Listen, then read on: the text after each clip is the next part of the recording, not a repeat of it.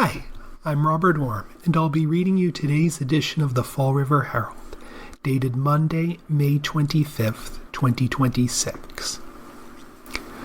Massachusetts House passes bill honoring fallen police officers.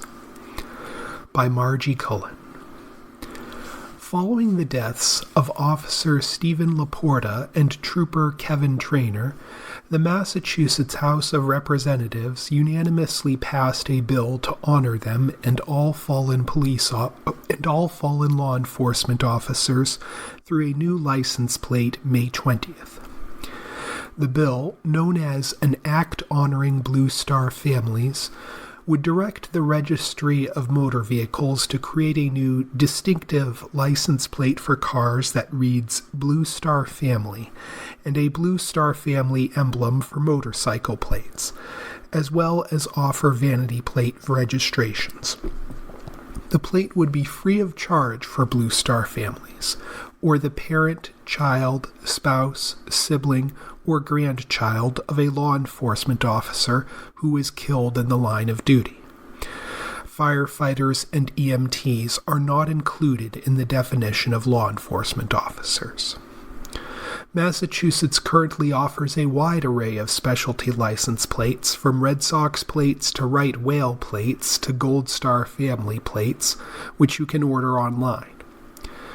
Massachusetts already possesses tremendous culture of utilizing our license plates to honor what we value, Representative Michael Soter, Bellingham, said on the House floor.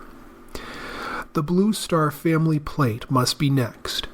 If we can utilize our vehicles to champion our sports teams and preserve our wildlife, we must certainly extend this public everyday honor to the surviving families of our police officers. In just the past 5 months, 2 Massachusetts law enforcement officers passed away in the line of duty. Laporta, 43, was killed on Route 146 in Uxbridge while assisting a motorist after midnight, January 7th. He was outside his vehicle when a truck hit the officer and his cruiser, authorities said. Traynor was killed the early morning of Wednesday, May 6th, in a head-on collision with a wrong-way driver on Route 1 in Linfield. The wrong-way driver, Hernan Marrero, 50, of Roslindale, was killed in the crash, with the trooper rushed to a hospital where he later died. Soter called the deaths of the 2 officers an unthinkable tragedy.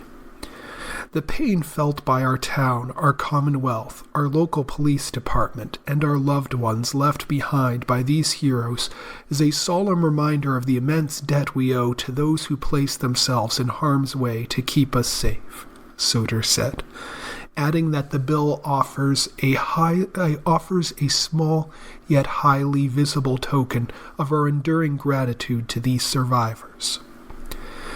The bill passed the House 156-0. According to a House press release, it will go back to the Senate for approval before heading to Governor Maura T. Healey's desk. But its chances look good. The original version of the legislation previously passed the Senate unanimously in January, and Healey has also voiced her support for the measure. A lost Bronze Star finds its way back to Mashpee veteran's son. By Margie Cullen. Walter Fry Jr., an MBTA employee from Brockton, remembers playing with his father's Bronze Star medal as a child. His father never talked about his time in the war, Fry said, and when he died over 35 years ago, the medal disappeared too. So on May 18th, when Massachusetts Treasurer Deborah B. Goldberg returned the medal, Fry was visibly emotional. When I got the call, I was shaking, a little bit like I am right now, he said. I'm glad to have this back. The medal's return was part of the state Treasury's Unclaimed Properties Division's ongoing effort to reunite military honors with their rightful heirs. These occasions make all of the tough days worthwhile, Goldberg said. We're fortunate to have veterans benefits under my office, and we're able to help take care of so many veterans and service members who sacrificed so much in order to take care of the rest of us. Staff Sergeant Walter Fry Sr. from Mashpee served in the U.S. Army during World War II, the Korean War, and the Vietnam War. He enlisted when he was 20 years old. Fry Sr. was awarded the Bronze Star Medal in 1951 for his service during the Korean War. He died in 1992 at 68 years old. My father never spoke about the war. Nothing. Not one story. It wasn't until after he passed away his brother told me about some of the things he had done, some of the battles he had been in, Fry Jr. said. This isn't about me or my family or anything else. This is really about my father being honored, because he was a quiet, unassuming man, and I think it's worth celebrating him and his contributions. Fry Jr., now 61, described his father as a peaceful, gentle man that you would never have known was a part of any war. He thanked everyone involved in finding and returning the medal to them, saying that it was a part of my father. Fry Jr., a supervisor in the Green Line Track Department, was joined by his family at the State House. MBTA General Manager Philip Eng also came to the ceremony. A Bronze Star Medal is awarded for a heroic or meritorious achievement or service. This is the first Bronze Star Medal the department has returned, according to Andrew Napolitano, the communications director at the Office of the Massachusetts State Treasurer and Receiver General. The department found the medal in a safety deposit box Fry Sr. had put it in for safekeeping. While Fry Jr. had found the keys, the bank his father had put it in was closed. The bank had ended up passing it along until the Unclaimed Property Division eventually found it. Over the last year, the department has also returned at least 3 Purple Hearts, which are given to service members who were wounded or killed in action, Napolitano said. Fall River area marks Memorial Day with parades events. By Faith Harrington. Memorial Day may be seen as the unofficial start of summer, but it holds a much deeper meaning. It is a day set aside each year to honor and remember the men and women who died while serving in the U.S. military. This solemn holiday became a federal observance in 1971 and is celebrated on the last Monday in May each year. Across the United States, people observe Memorial Day by visiting cemeteries and memorials, attending parades, and gathering with family and friends to reflect on and honor those who made the ultimate sacrifice. Here are Greater Fall River events planned for Memorial Day 2026 on Monday, May 25th. Dartmouth. The Memorial Day Parade will kick off at 9 a.m. May 25th at the Town Landing on Gulf Road.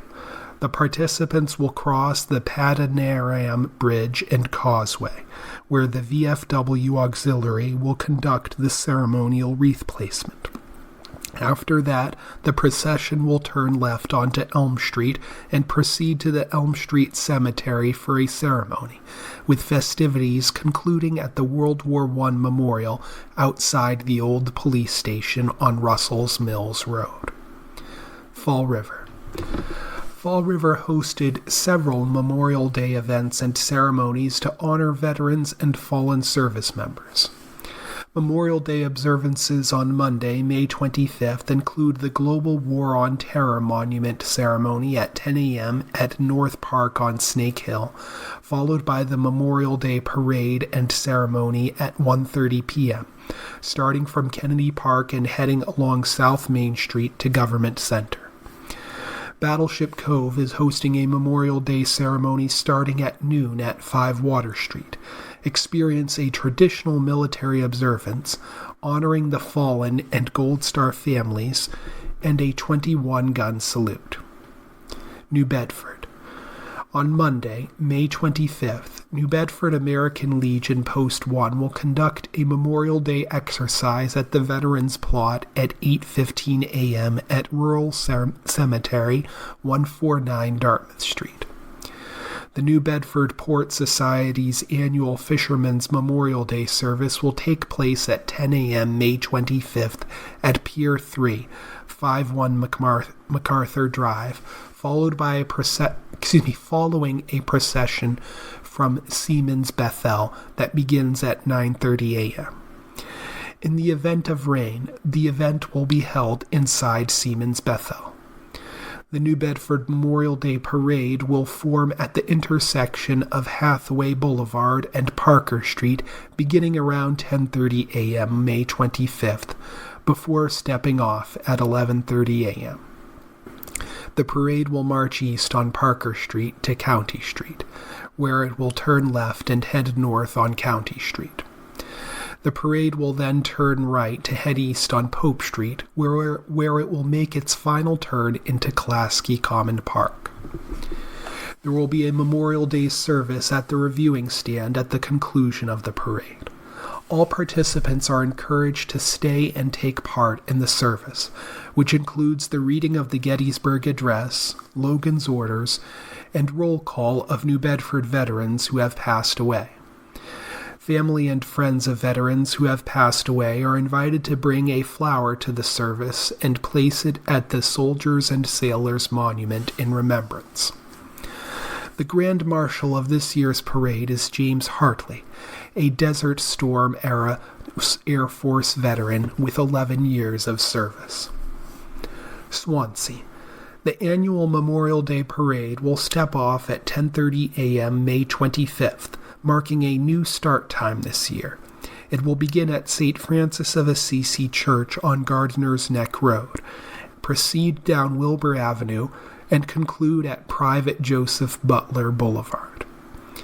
Somerset. The annual Memorial Day Parade starts at 10 a.m. May 25th at Somerset Berkeley Regional High School. It steps off at Luther Avenue, travels down County Street to Center Street, and down Center Street to the World War I Memorial for a wreath laying. The procession then continues on Riverside Avenue to Wood Street, up Wood Street to County Street, and then left to the VFW, where events will wrap up with a short ceremony at the VFW Post 8500. Westport. Westport's annual parade on May 25th will start at 9:30 a.m. at Westport Town Hall, 816 Main Road, with the placing of a wreath, rifle salute, and playing of taps at the World War I Monument. The half-mile-long parade will then proceed south along Main Road, ending at Beech Grove Cemetery. There will be a ceremony at the Veterans Monument in Beech Grove Cemetery following the parade at 10 a.m. In the event of bad weather, the parade will be canceled and the ceremony will be held at 10 a.m. at the Town Hall Annex Gym at 856 Main Road. Where to celebrate Memorial Day 2026 in Massachusetts? By Catherine Messier. Looking forward to attending a Memorial Day parade? This year, the holiday falls on Monday, May 25th, and communities all across Massachusetts are preparing to celebrate with parades and special events. Always celebrated on the last Monday in May, Memorial Day is a holiday in which the nation mourns and honors its deceased servicemen and women, according to the website for the U.S. Department of Veterans Affairs, DVA. The holiday is observed by honoring fallen military members, whether through placing wreaths on their graves or hosting parades in their memory. This year, the holiday takes on extra special meaning, with the country celebrating its 250th anniversary this July. Looking for a way to commemorate the upcoming holiday in Massachusetts? Here's a list of 2026 Memorial Day parades, ceremonies, and special events across Massachusetts. Massachusetts Memorial Day Parades 2026, all taking place on Monday, May 25th, unless otherwise noted. Agawam, 10 a.m.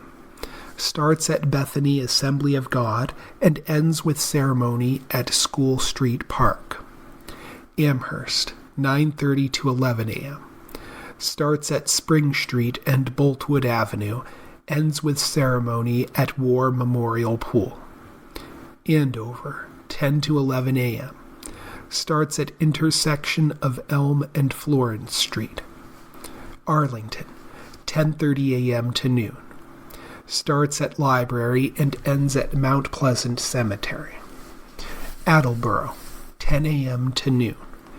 Starts at Willett Elementary and ends at Capron Park. Avon, May 23rd at noon. Starts at St. Michael's Church and ends at VFW. Ayer, 10 a.m. Starts at St. Mary's Church and ends at Town Hall. Belmont, 10:30 a.m. to noon.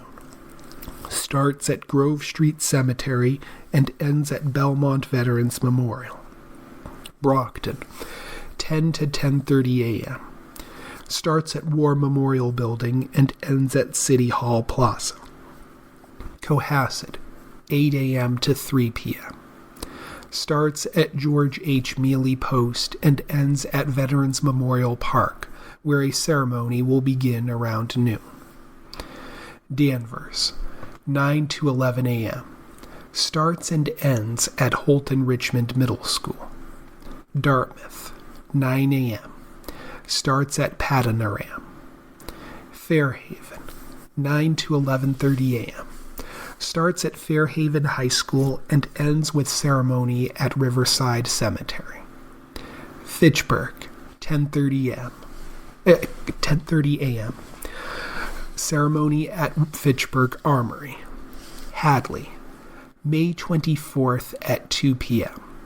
Starts and ends at Old Hadley American Legion. Lexington, 10 a.m.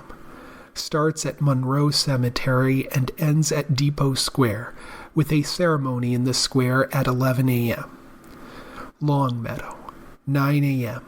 Ceremony on Town Green. Lowell, May 22nd, from 10 to 11 a.m. Ceremony at Veterans Memorial Park. Marion, 9 a.m. Starts in front of the Music Hall and ends at Veterans Memorial at Old Landing. Marshfield, 10 a.m. Starts at Library Plaza and ends with ceremony at Town Green. Medway, 10 a.m. Starts at VFW. Natick, 8:30 a.m. to noon. Starts at Moran Square and ends at Forest Street and Pond Street.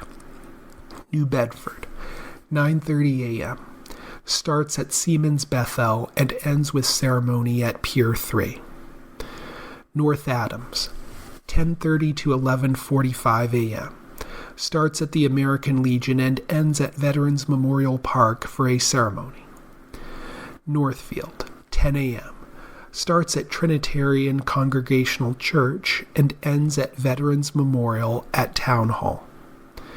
Norton, 10 a.m. Starts at Norton High School. Norwood, 9:30 a.m. Starts at Town Common and ends at Highland Cemetery. Pepperell, 10 a.m. Starts at Town Hall and ends at Vietnam Monument. Raynham, May 23rd at 10 a.m. Starts at Merrill Elementary School and ends at Borden Colony Gazebo Park. Revere, 10 a.m. to noon. Ceremony at McMacken Veterans Memorial Park. Salem, 11 a.m. Ceremony at Mason and Barstow Streets. Salisbury, 10 a.m. to noon. Starts at the fire station. Saugus, May 23rd at 10 a.m. Starts at Anna Parker parking lot and ends at Riverside Cemetery. Scituate, 10 a.m. Starts at Town Hall and ends with ceremony at Lawson Common. Shrewsbury, 9:30 to 10:45 a.m. Starts at Town Hall and ends at Mountain View ceremony. Seekonk, May 23rd at 10 a.m. Ends at Seekonk High School. Starts at Seekonk High School and ends at Hurley Middle School. Somerville, May 16th at 11 a.m.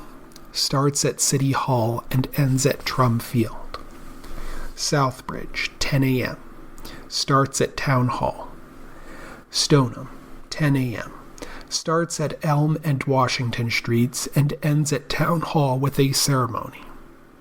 Taunton, 11 a.m. Starts at Broadway and ends on Court Street. Watertown, noon. Starts at City Hall and ends with a ceremony at Victor Field. Wareham, 8:30 to 11 a.m. Wreath ceremonies starting at Dudley Brown Square. Wellesley, May 30th at 7 p.m. Ceremony at Wellesley War Memorial. West Newsbury, 10:30 a.m. to 1 p.m. Starts at Town Square and ends with ceremony at Town Hall. Westport, 9:30 a.m. Starts at Town Hall and ends with a ceremony at Beech Grove Cemetery. West Springfield, 10 a.m. Ceremony at Town Common. Wilmington, 10 a.m. Starts on South Main Street and ends with ceremony at Wildwood Cemetery. Wrentham, 10:30 a.m. Starts at King Philip Plaza and ends at Town Common. The Massachusetts Fallen Heroes will host their 11th annual rededication ceremony, a gathering which honors the sacrifice of post-9/11 heroes with the unveiling of updated glass panels at the Massachusetts Fallen Heroes Memorial. The event will start at 10 a.m. on Friday, May 22nd, and the memorial is located at 85 Northern Ave in Boston. Mashpee is back this year with its annual Memorial Day weekend block party. From 11 a.m. to 3 p.m. on Saturday, May 23rd, Mashpee Commons will be filled with live music, balloon twists, face painting, giveaways, and various vendors for sidewalk shopping. Fall River will celebrate Memorial Day with a special ceremony at Battleship Cove, a historic military museum that hosts the world's largest collection of historic naval ships. The ceremony will include a traditional military observance for those fallen and their families, as well as a 21-gun salute. Battleship Cove's Memorial Day event will take place at no charge from noon to 1 p.m. on Monday, May 25th. This year, Newton's annual Salute to Service Parade will celebrate the 250th anniversary of the signing of the Declaration of Independence as part of MA 250. The special parade will include additional features, floats, and new traditions. Taking place a week early on May 17th, the parade will start at 3 p.m. at City Hall, ending at 5 p.m. at Coletti Magny Park. Down the Cape, the nonprofit organization Cape Cod Cares for Our Troops will be hosting the 22nd annual Troops in the Spotlight, the largest Memorial Day weekend event in New England. Lasting from 11:30 a.m. on May 24th through noon on May 25th. The 24-hour event will include a barbecue lunch, a donation drive, a kids' tent, live music, a military vehicle display, raffles, a banner to sign for the troops, and multiple ceremonies honoring veterans. Troops in the Spotlight will take place at Cape Wind Plaza, located at Route 132 in Hyannis.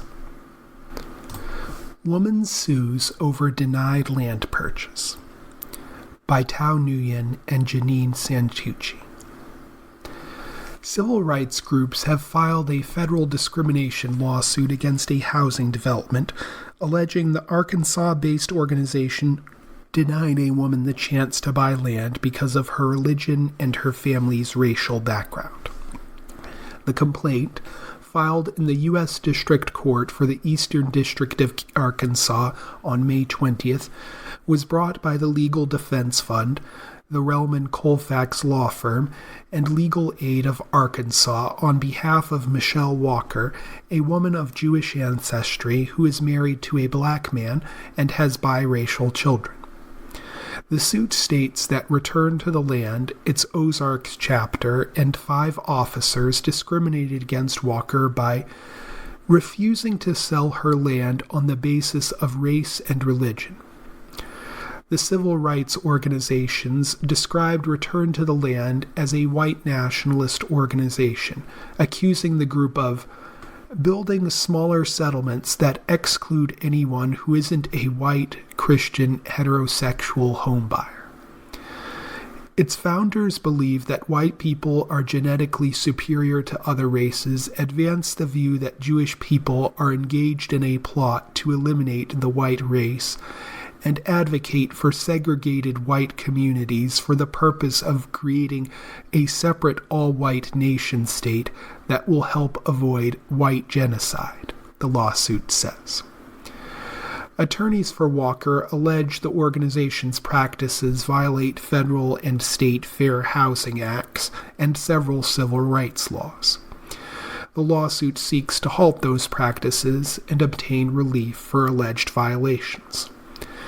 USA Today reached out to Return to the Land for comment, as well as an attorney who has represented some of the defendants in the past. The organization has not yet responded in court documents. Walker, who also identifies as white and Christian, is a real estate broker who lives in the St. Louis area and had applied to purchase land in Return to the Land's Arkansas community in 2025, according to the complaint.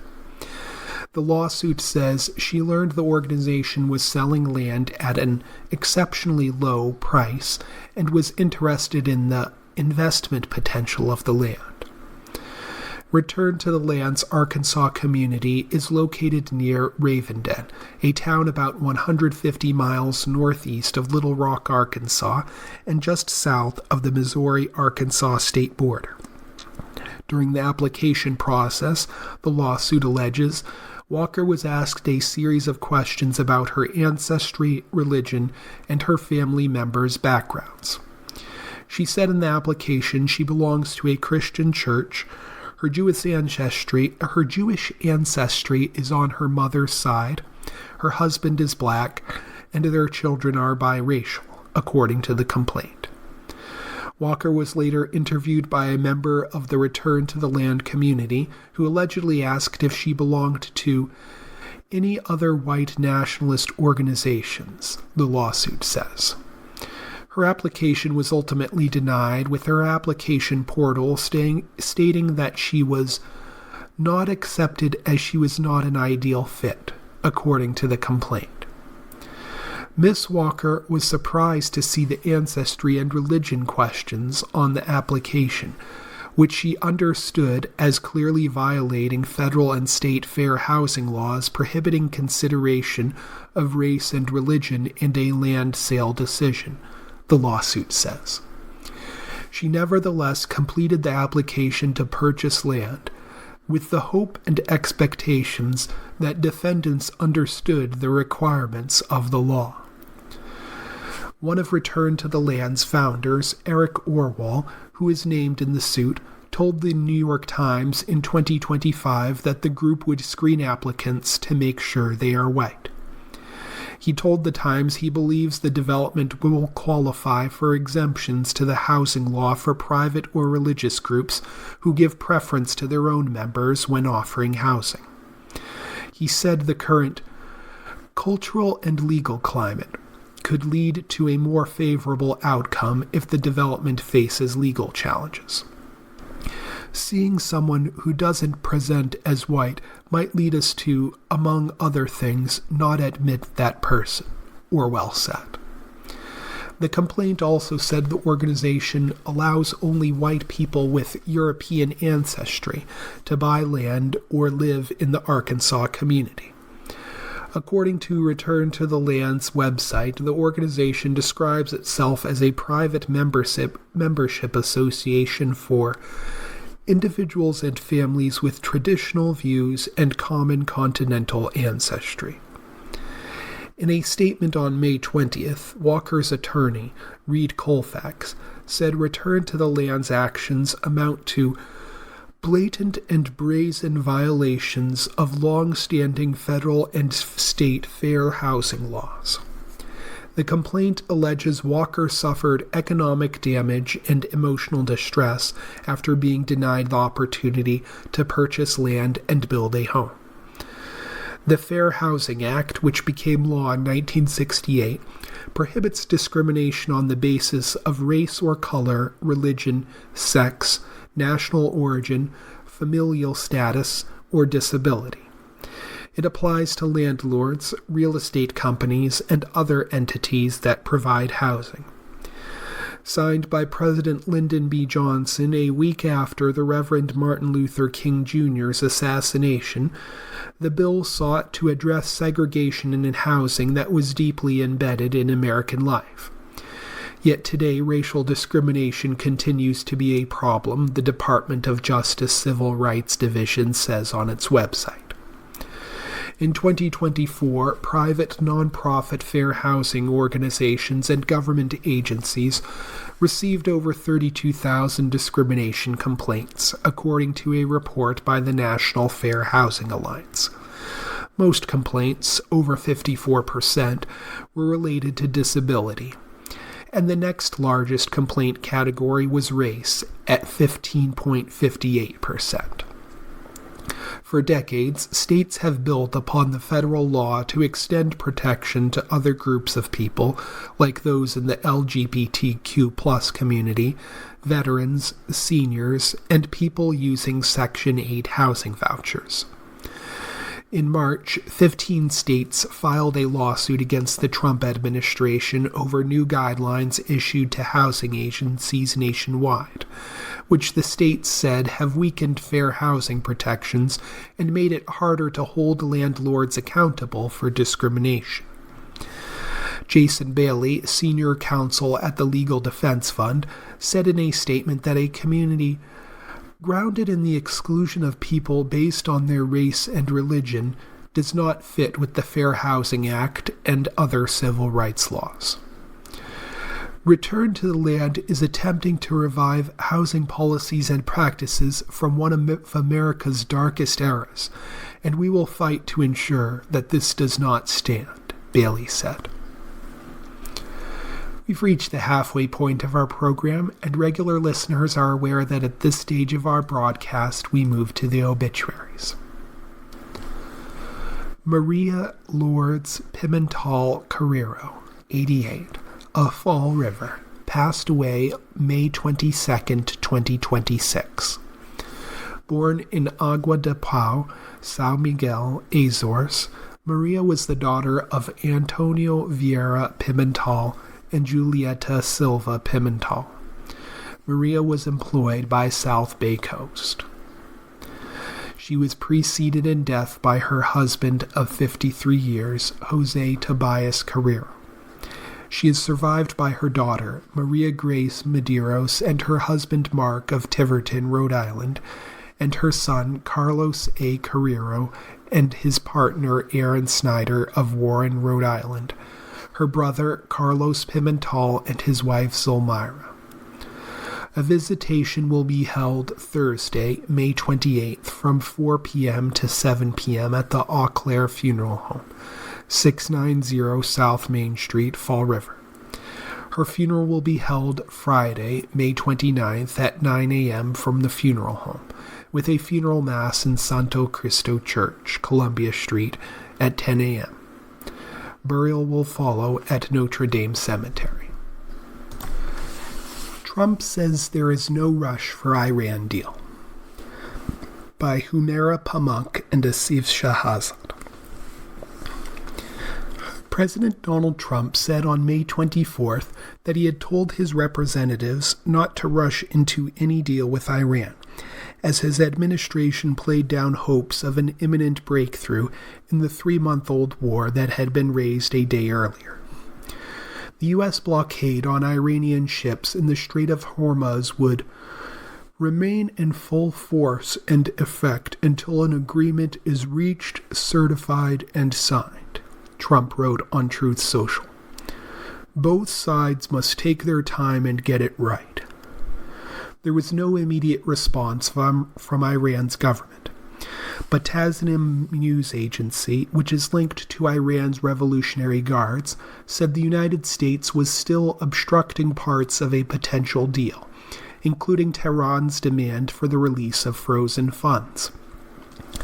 A day earlier, Trump said Washington and Iran had largely negotiated a memorandum of understanding on a peace deal that would reopen the Strait of Hormuz, which before the conflict carried 1/5 of global oil and liquefied natural gas shipments. The two sides remain at odds over several difficult issues, such as Iran's nuclear ambitions, Israel's war in Lebanon with the Iranian-backed Hezbollah militia, and Tehran's demands for the lifting of sanctions and the release of tens of billions of dollars of Iranian oil reserves frozen in foreign banks. A senior Trump administration official told reporters an agreement would not be signed on May 24th, saying that the Iranian system did not move fast enough. But he outlined what he said were the latest contours of what was being negotiated. The official, speaking on the condition of anonymity, said Iran had agreed in principle to open the Strait of Hormuz, in exchange for the United States lifting its naval blockade and to dispose of Tehran's highly enriched uranium. He said the United States understood Iran's supreme leader Ayatollah Mojtaba Khamenei had endorsed the broad template of the deal. There was no immediate confirmation from Iran or elaboration on what an in-principle agreement meant. The U.S. official said Washington envisioned first reopening the strait and lifting the U.S. naval blockade. Negotiating the details of the nuclear measures would take more time, he said. He pushed back on suggestions that Iran had not accepted disposing of its stockpiled enriched uranium. It's a question about how, the official said. A second senior administration official said on May 24th that the proposed framework would give negotiators 60 days to reach a final deal. Iranian sources had told Reuters that in future stages, feasible formulas could be found to resolve the dispute over its highly enriched uranium stockpile, including diluting the material under the supervision of the UN nuclear watchdog. Iran has long denied U.S. and Israeli accusations that it is pursuing nuclear weapons and says it has a right to enrich uranium for civilian purposes, although the purity it has achieved far exceeds that needed for power generation. Trump, whose approval ratings have been hit by the war's impact on U.S. energy prices and who has faced congressional efforts to curb his war powers, has repeatedly played up the prospect of an agreement to end the conflict that the U.S. and Israel started on February 28th. A tenuous ceasefire has been in place since early April. As details of the possible agreement emerged over the weekend, critics including former Secretary of State Mike Pompeo and Democratic lawmakers argued that it offered little beyond the 2015 Iran nuclear deal negotiated by former President Barack Obama, from which Trump withdrew during his first term. Chris Van Hollen, a Democratic member of the Senate Foreign Relations Committee, said the deal's reported outlines would amount to little more than the pre-war status quo with Iran. I think this was a blunder, Van Hollen said on the Fox News Sunday program. When you're digging a hole, you should stop digging, and that sounds like maybe what we're doing finally. Trump, who has also faced criticism from hawkish conservatives over his willingness to compromise with Iran, pushed back. If I make a deal with Iran, it will be a good and proper one, so don't listen to the losers who are critical about something they know nothing about, Trump said in a Truth Social post on May 24th.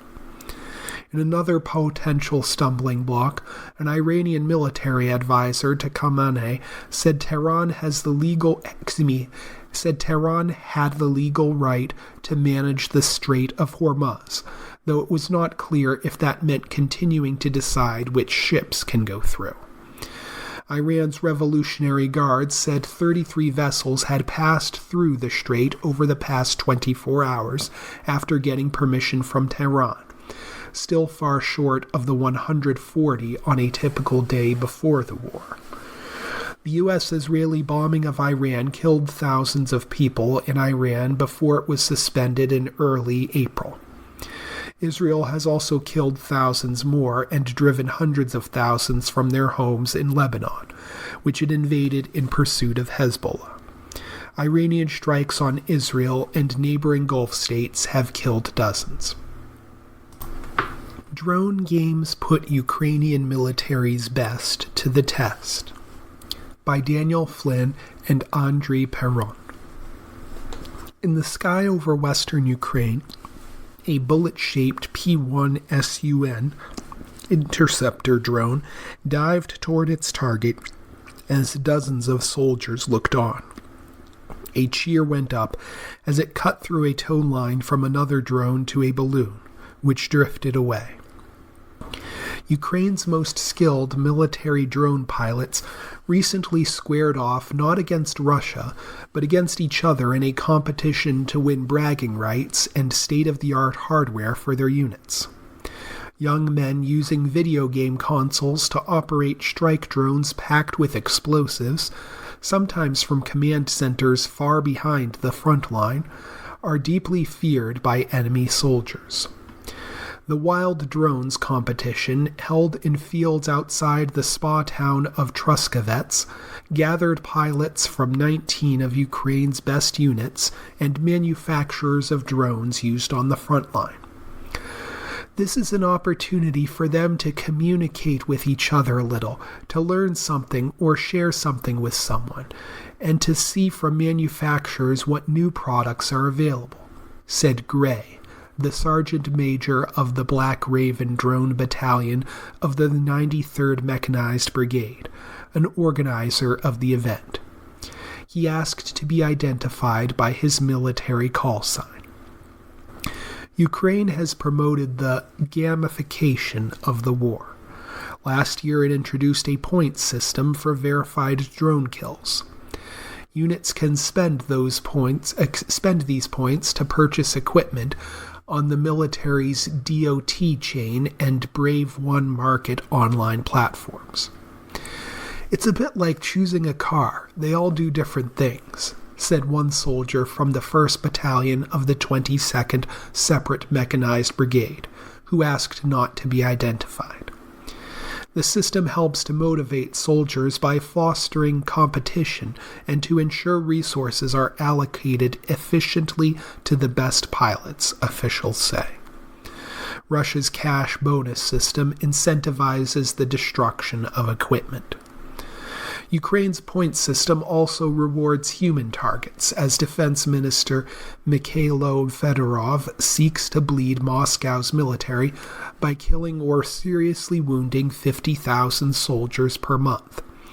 Ukraine puts the current number of Russian soldiers killed or seriously wounded each month at about 35,000, a figure that Moscow denies. The event, founded 2 years ago, offered a break from the front line, where some participants have been deployed since Russia's invasion in 2022. There was a relaxed atmosphere, with a barbecue and party. Some participants brought their wives and families. Several officers said their units were in contact with drone manufacturers to request improvements. "It's a constant, ongoing process," said Dim, the call sign of the commander of the about 400-strong Black Raven unit. "If we have one version of a drone today, in 3 months, it could be a completely different drone." The growing flight range of drones is constantly expanding the kill zone, currently around 9 miles on either side of the front line, where soldiers and vehicles can quickly be attacked by drones. Several participants said that drones such as the Vampire heavy bomber made by Ukrainian defense tech company Skyfall were also being used to carry food, water, and medical supplies into the kill zone to reduce the number of humans deployed there. Winners in each category at the event received 3 Vampire drones, plus batteries and systems. A company spokesman, who asked to be identified by the call sign Ares, said Skyfall had the capacity to produce more than 10,000 drones per day and was constantly receiving feedback from the front line. "The biggest demand is automation, so fewer people can operate more drones," he said. Take your pick. Predicting Mauricio Pochettino's USMNT roster for 26 World Cup by Seth Vertelnay. Soon, U.S. men's national team head coach Mauricio Pochettino will name the 26 players he will take to the World Cup. The pressure is squarely on the Argentine to get his selection right as the USMNT embarks on a World Cup on home soil. Pochettino has already had some likely picks ruled out through injury, but the bulk of his roster appears healthy for now. The Guardian reported on May 23rd a leaked version of the roster.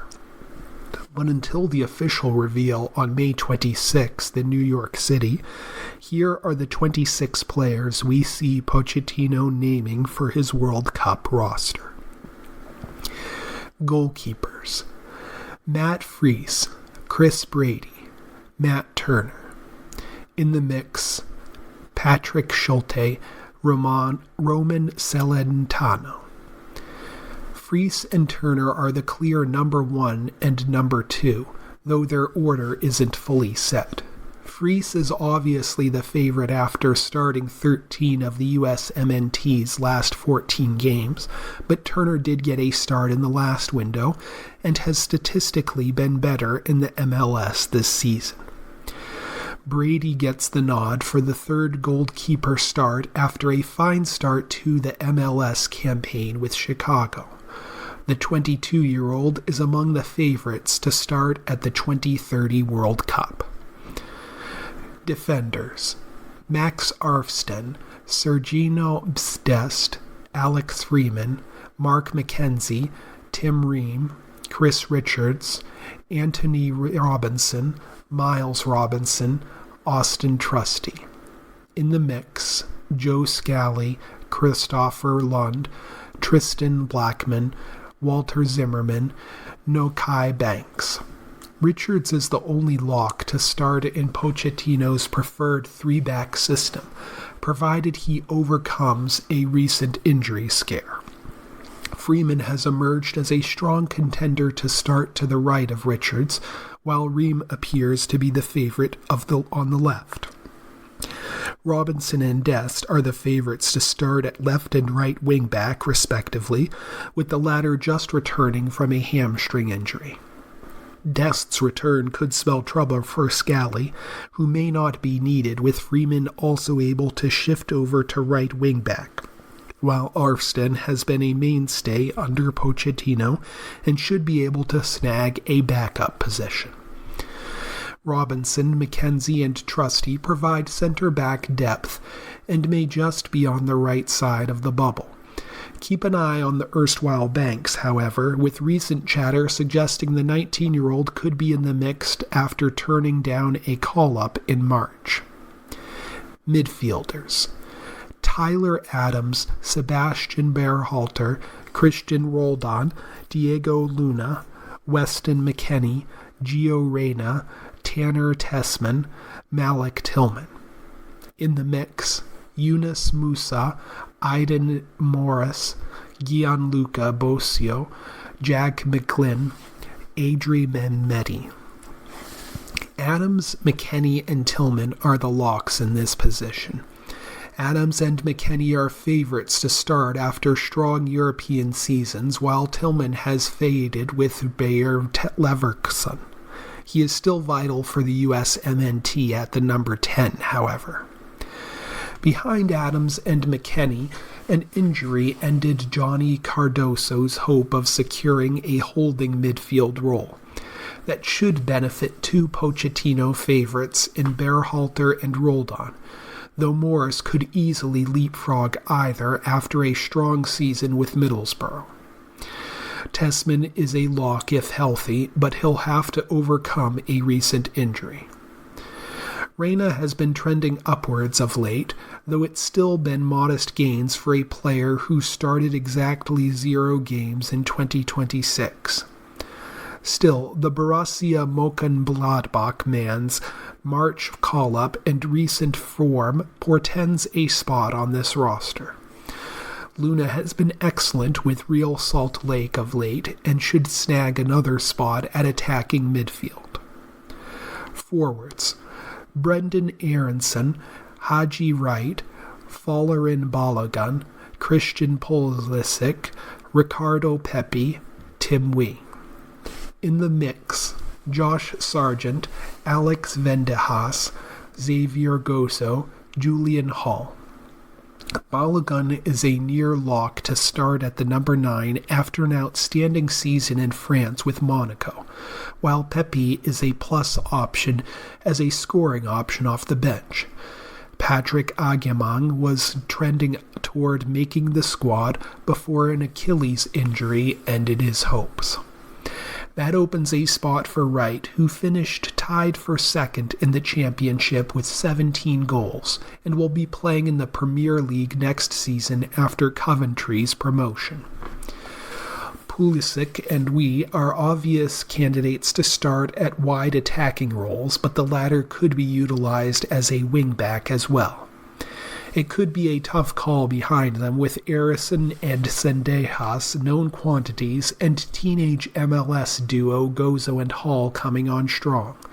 In the end, we see Pochettino favoring Aronson after his solid campaign with Leeds and ability to put in a two-way shift off the bench.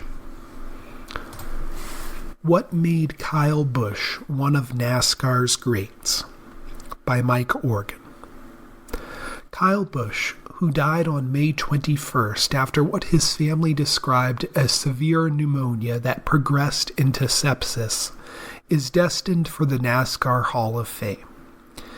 He was a dominant driver not only on NASCAR's top stage in the Cup Series, but also in the O'Reilly Auto Parts Series and the Craftsman Truck Series throughout his career.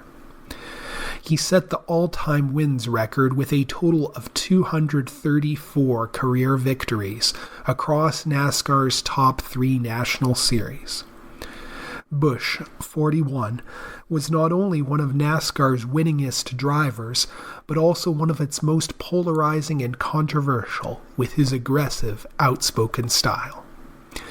Here are a few of the ways Busch built his legacy. Busch had 3 NASCAR season championships. He was the O'Reilly Auto Parts Series champion in 2009 with 9 wins, and the Cup Series champion in 2015 and 2019 with 5 wins in each season.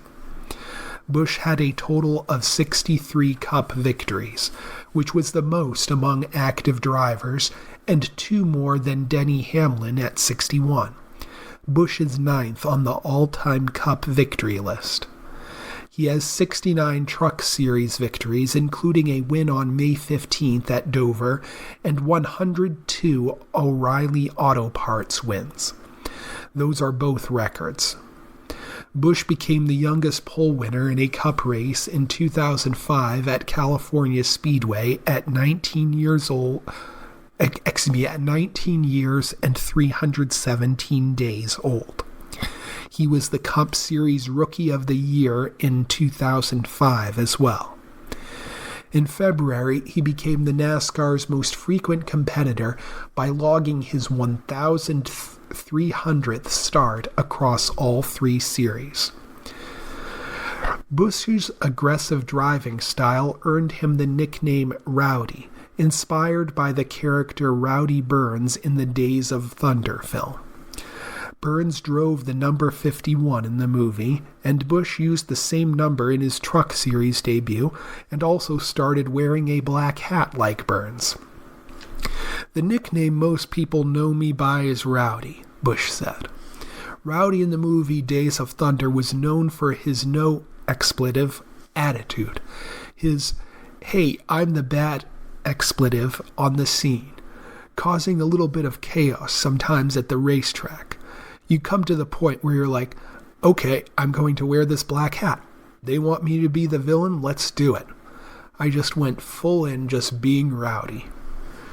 In his NASCAR Cup career, Busch drove for Hendrick Motorsports 2003 to 07, Joe Gibbs Racing 2008 to 2022, and Richard Childress Racing 2023 to 26. His first Cup win came with Hendrick Motorsports on September 4, 2005 at California Speedway in Fontana, California. He won 3 more races for Hendrick before moving to JGR. He won 8 races in his first year with JGR in 2008, including 6 over a stretch of 11 races. He won a total of 56 races with JGR, along with his 2 Cup Series championships. Busch won 3 races in his first year with Richard Childress Racing, then went on a 105-race winless streak. Living up to his nickname in 2009, Busch raised a guitar trophy after winning an O'Reilly Series race at Nashville Superspeedway and smashed it to pieces. Sam Bass, who designed and hand-painted the guitar, was seated next to Busch in the winner's circle at the time. Busch never said he regretted destroying the guitar, but he did later order several replicas from Bass. He also made financial contributions to some music programs in Nashville. That's all I have time for. This is your reader, Robert Orm, saying thanks for listening.